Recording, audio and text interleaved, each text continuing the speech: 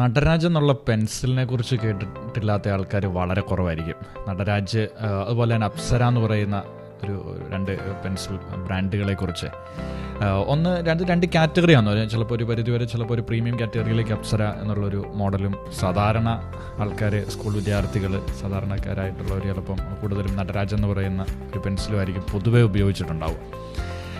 സത്യത്തിൽ ഇത് രണ്ടും ഒരൊറ്റ കമ്പനിയുടെ ഹിന്ദുസ്ഥാൻ പെൻസിൽ ലിമിറ്റഡ് എന്ന് പറയുന്ന ഒരു കമ്പനി മാർക്കറ്റിൽ മൊണോപ്പൊളിക്ക് വേണ്ടി നിർമ്മിച്ച രണ്ട് വ്യത്യസ്തമായ ബ്രാൻഡുകൾ മാത്രമാണ്.